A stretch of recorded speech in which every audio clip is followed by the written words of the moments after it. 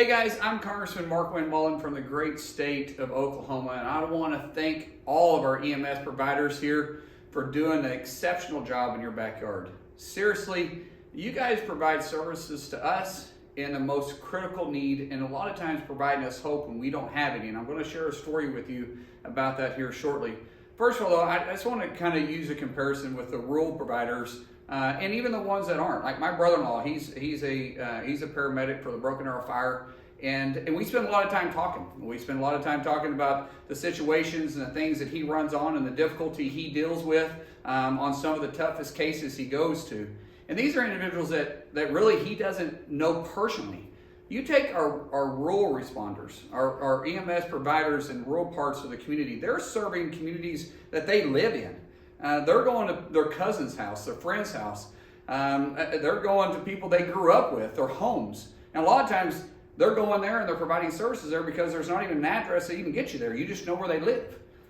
And it gets very personal, and those personal ones are tough. And I want to share a story with you real quick. My son, listen, we have 6 kids, and we live out in the middle of nowhere. When I mean nowhere, it's nowhere.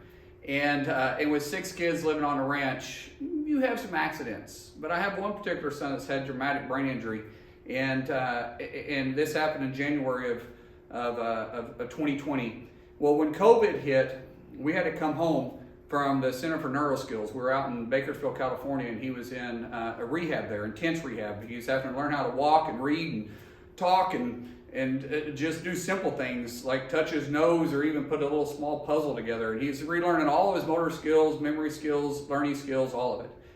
And when he came home, he got excited. We hadn't been home yet, but the Center for Neuroskills is shut down because of COVID. And him and my other 2 boys, they jumped on a UTV, and they want to go coyote hunting. And so they run out across the field, and they go across a water gap that had just washed out from a spring rain we had. And unfortunately flipped the UTV. Jim ended up in the water. He's a gentleman that had got hurt. He ended up in the water face down. And mind you, he just had a major brain injury in January. They pulled him out of the water and he was non-responsive. I had just came back to DC and just landed, and I get a phone call from one of my boys, and he's saying that Jace, Andrew is the one who called me, he says that Jace is running back to try getting help because their phones are ruined except Andrew's. And Andrew's calling me, asking me what to do because he thinks, dadgummit. He thought, he was thinking that Jim was dead. And he couldn't find a pulse. And he says, Jim's not breathing. He was asking me for assistance. And I was having to walk him through how to do CPR on him.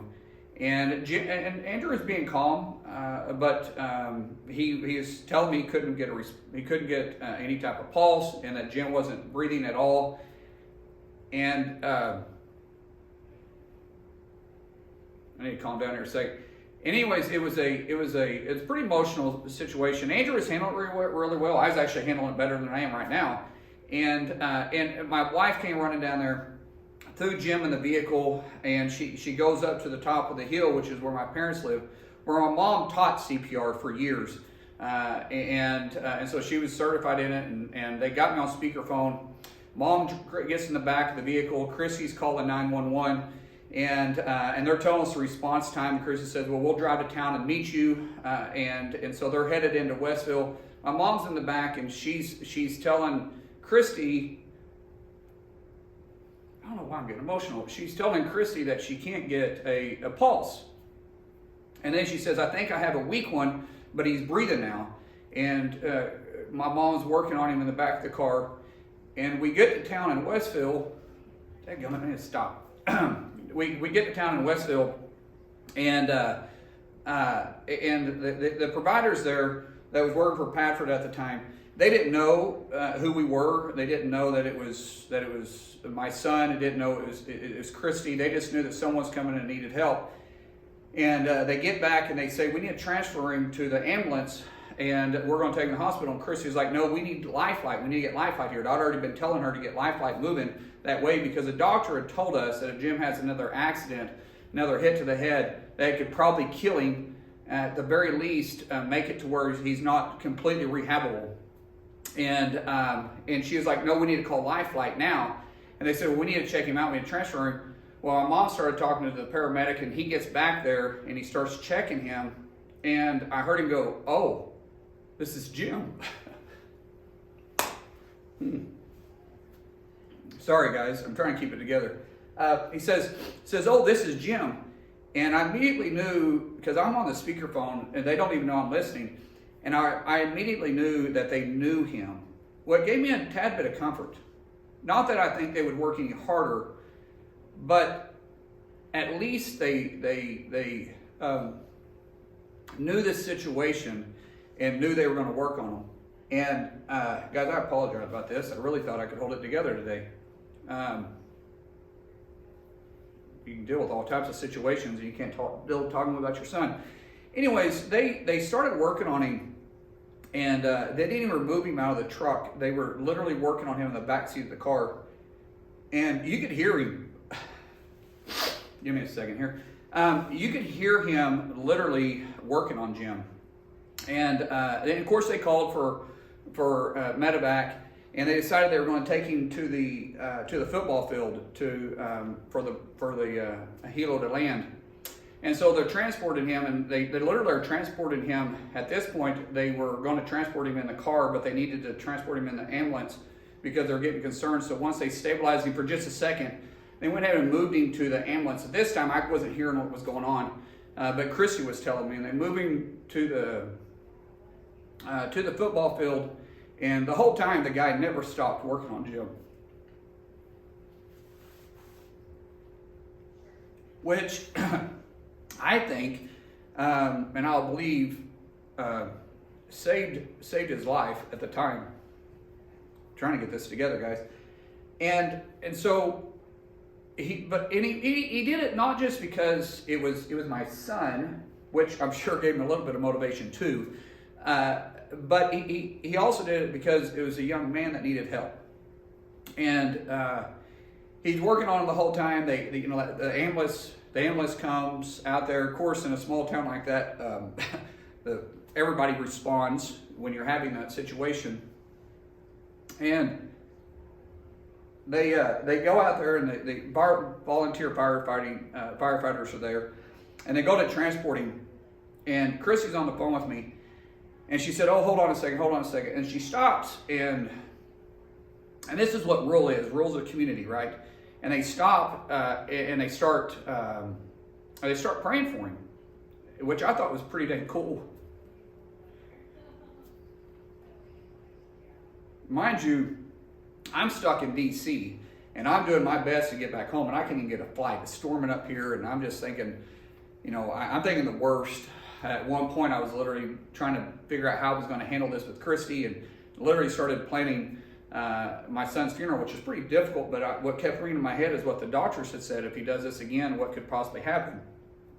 And so they go to move him, and the funny part is they go to move him, not the paramedics guys, the volunteer firefighters tried to move him and put him on the helo, and they dropped him, which is funny, but it wasn't funny at the time because they really got pretty excited about that. But they went ahead and they put him on the helo, and I called the doctor, or I called the hospital where they were going. They were taking him to Hillcrest or St. John's. I'm sorry, they were taking him to St. John's, and I called St. John's because I knew who the president was of the hospital, and explained to him the situation. Of course, as soon as I called, they knew exactly what was happening because Jim had been all over the news, and everybody knew his situation. And the head nurse in the ER called me, and she says, Mr. Mullin, she says, I'm so-and-so. I was going to keep you updated on what's happening. They have him and the helo, they're bringing him this way, but they can't stabilize him. His pulse is very weak, it's erratic, and they're working, they're doing the best they can, but we're just letting you know we're trying to stabilize, and they haven't got him stabilized yet. They said it's a 45-minute bird flight. And she called me back. She called me back in about 15 minutes. Said nothing has changed yet. They're still working on him. They haven't stopped. They are aware of who he is, which doesn't make me. I mean, it does make me feel better, but it doesn't because you guys would do this regardless of who it is, right? And they're still trying to work on him. We're just trying to. And I could hear her being nervous on the phone because I think we all thought that there was a pretty good possibility that we were going to lose him at the time, and of course everybody's praying, and I guarantee you that people, boy, one of these days I'm going to talk about this without getting emotional. But I guarantee you, one of those people at the football field were still praying. I would assume, that they were still praying, and we're 7 minutes from landing at this time, and or we weren't, but the helo was, and the head nurse called me again. And sorry, I'm looking all over the place, guys, but I feel like a crybaby here, so you got to forgive me here. But the head nurse called me back and says, "Hey, we haven't even stabilized." That was good news. And I go back to the same thing, that it didn't make any difference if it was my son or not. I'm telling you right now, living in a rural part of America, my son very likely wouldn't be here without your all's help. So, man, I don't know why. So when I say this, I mean it sincerely. Thank you so much for what you do. Sorry about the blubbering, crying idiot that I am right now, but it's still pretty emotional. But I just want to, I'm serious when I say thank you. Thank you for the service you provide, and sometimes the thankless service that you provide, because I know you run on a lot of calls that you think are a waste of time, and you're probably right. But it's the few that you guys really make a difference. So, God bless you all. Thank you so much.